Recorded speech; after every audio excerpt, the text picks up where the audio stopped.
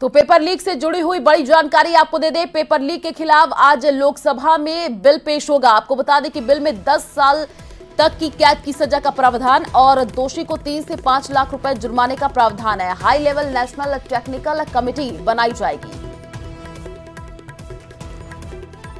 तो paper leak से जुड़ी हुई यह बड़ी जानकारी आपको दे रहे हैं। लोकसभा में बिल पेश होगा और बिल में 10 साल तक की कैद की सजा का प्रावधान और दोषी को 3 से 5 लाख रुपए जुर्माने का प्रावधान।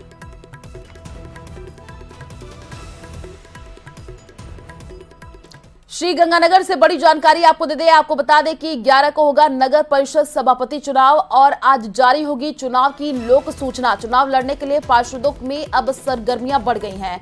कल दोपहर 3 बजे तक जमा कराए जाएंगे नामांकन पत्र। तो नगर परिषद सभापति चुनाव होना है। श्रीगंगानगर से ये बड़ी जानकारी आपको दे रहे हैं। चुनाव लड़ने के लिए पार्षदों में अब सरगर्मियां भी बढ़ती हुई दिख रही हैं। कोरोना काल में चलाई गई गहलोत सरकार की 210 करोड़ की घर घर औषधि योजना की जांच होगी और योजना के तहत कोरोना काल में रोग प्रतिरोधक क्षमता बढ़ाने के लिए प्रदेशवासियों को कई पौधे वितरित किए जाने थे। वन विभाग की पहले ही समीक्षा बैठक में वन मंत्री संजय शर्मा ने योजना पर सवाल किए तो कई अधिकारी बैठक में ही बोल बैठे कि इस योजना के पौधे जब मिले ही नहीं तो आम जनता तक कैसे पहुंचाए जाते। आपको बता दें कि वन मंत्री ने योजना पर सवाल खड़े करते हुए कहा है कि योजना की तह में जाना होगा। सरकार के इस कदम का पर्यावरण भी स्वागत कर रहे हैं। पिछले 5 वर्षों में जो भी फॉरेस्ट से जुड़े हुए कार्य हुए हैं उनकी सूची मैंने मांगी है और मैंने सीधा कहा है कि मैं कहीं भी जाकर के इनकी जांच कर सकता हूं। आंकड़े सोच समझ के देना, हकीकत देना और इस बात को हल्के में मत लेना। पिछले दिनों वन मंत्री ने